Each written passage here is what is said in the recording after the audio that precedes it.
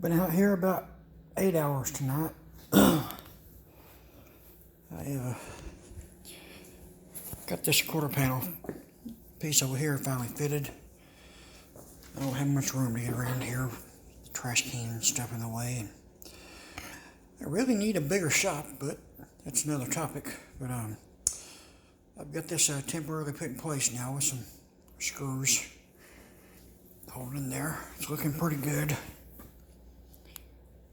So got a little bit of a spot right there. Could be maybe tapped down a little bit. That up there is fitting pretty flush.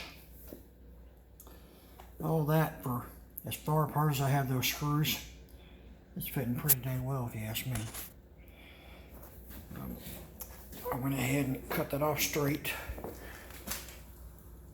I got it clamped in there, and got to put another pair of vice grips and clamp down there to pull that in so it meets the very inside of the trunk drop-off panel correctly.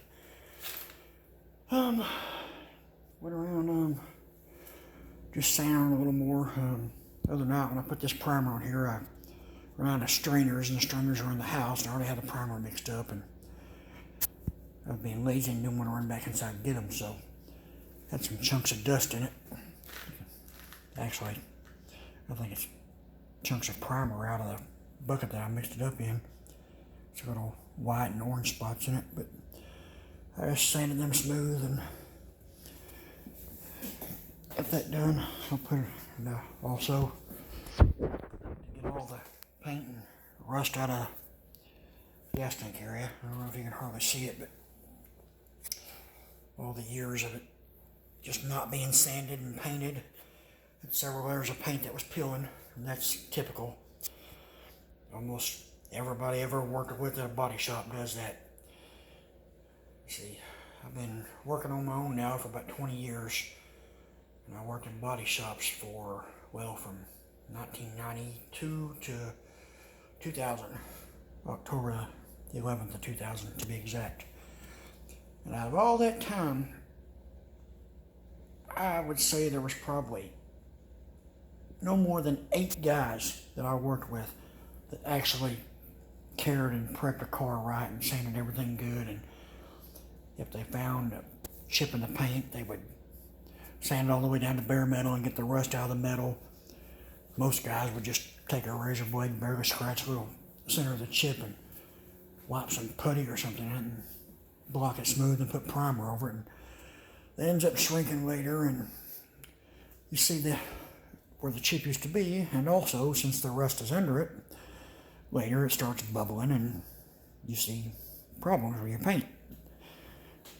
And that guy you paid thousands of dollars for to get your car prepped right, you gotta have it done again because it's not staying there. And like I've said before, I'm not saying that I never have any trouble, but I absolutely do my best to make sure that I don't have any trouble. And, that's one reason why I'm showing this video here. This car has been painted a few times, various different colors. It looks like it might have been some color of brown to begin with. It was painted brown again, and then it looked like it might have been painted that code E7 burnished red metallic. That's on the back half. Now the front half of the car, I don't know why, it has orange on it. So it's got me to thinking the whole front end of this car has been chopped off and they used another front end of a car. Another thing that makes me think that is because on the back, the bumper has the oil shocks or gas shocks, wherever they are, in the bumper. The front bumper did not have the gas shocks. It had just the metal bumper brackets that were used on, I think, the 72 and older Dusters. So I'm kind of getting off topic here, but that's another reason what makes me think the whole front end of this car has been chopped off and another part put on it. But anyway, so this paint that was on here was some really cheap paint. You know, I've messed with other paint before, and whenever I weld a spot, it's typical for the paint to bubble up when you're welding something to the backside.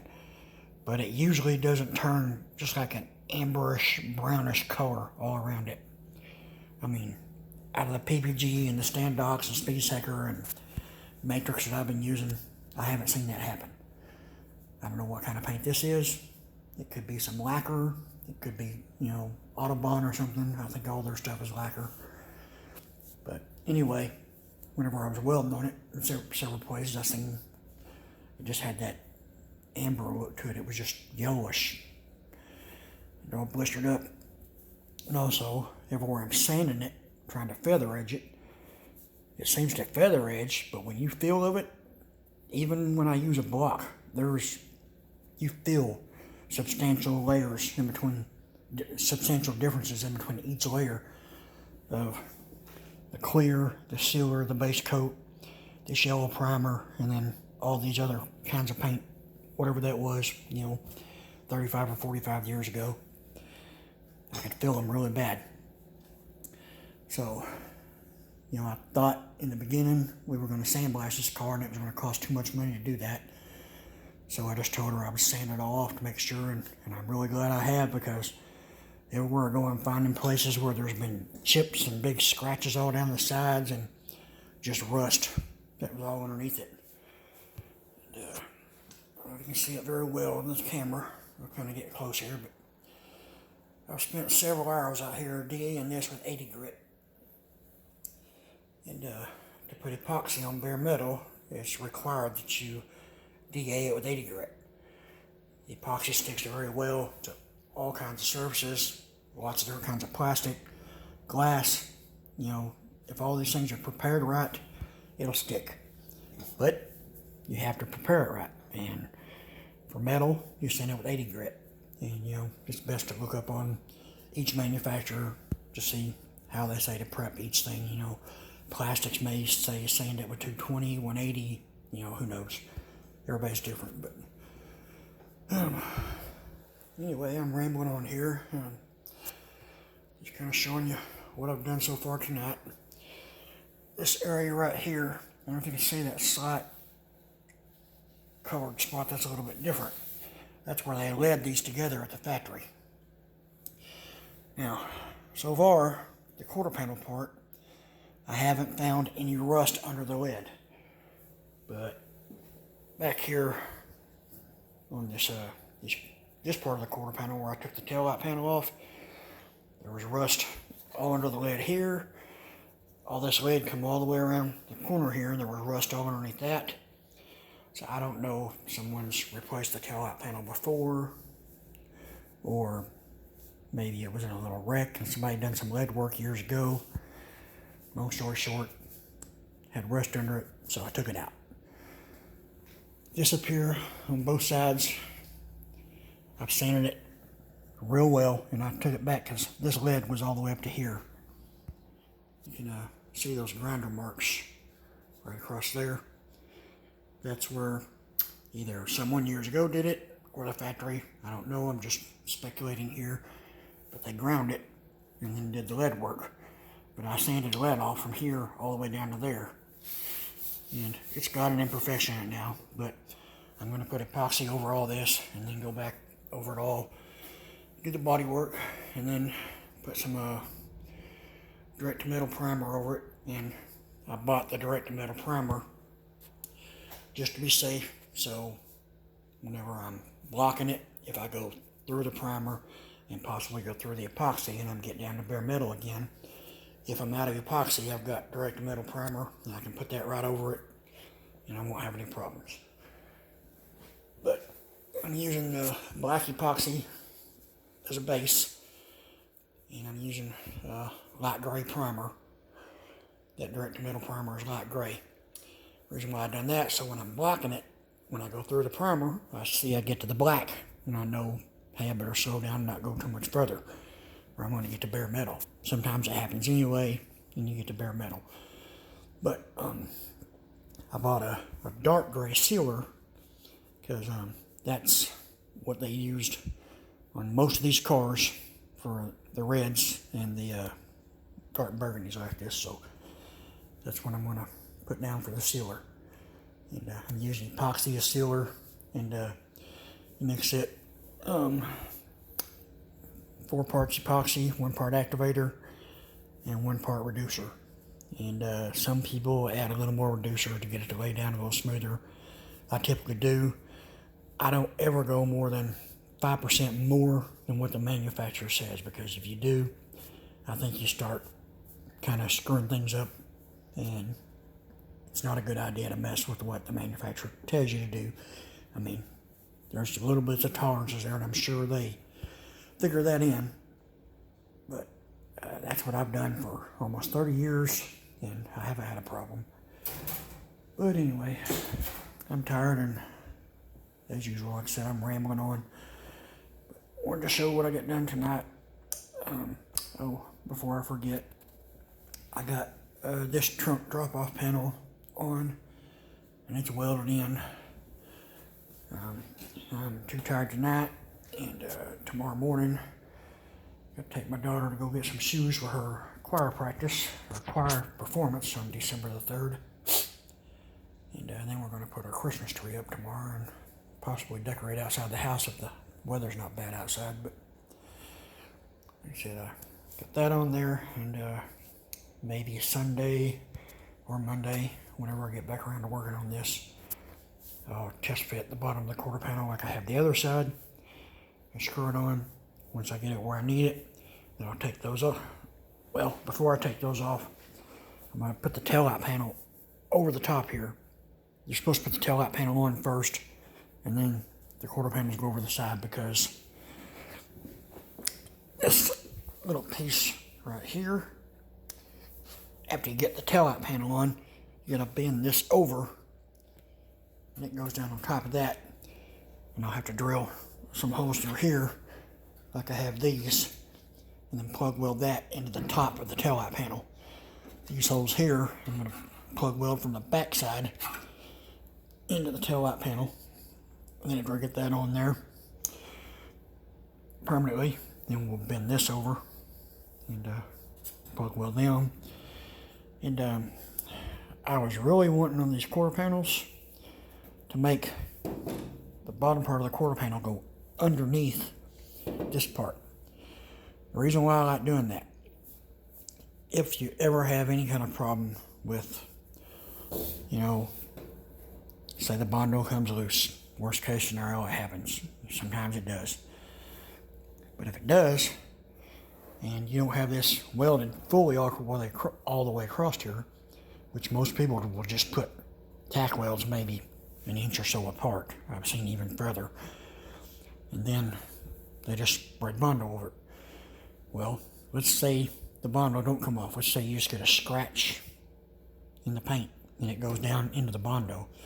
Well, that bondo is going to be like a sponge, and it's going to soak that water up, and that water is going to run down in behind there and go in behind that. It's going to start eating away at this, but then that water builds up in behind there, and it's going to start rusting in between them two panels. So that's why normally I like to make this panel go underneath it, so the top side laps over.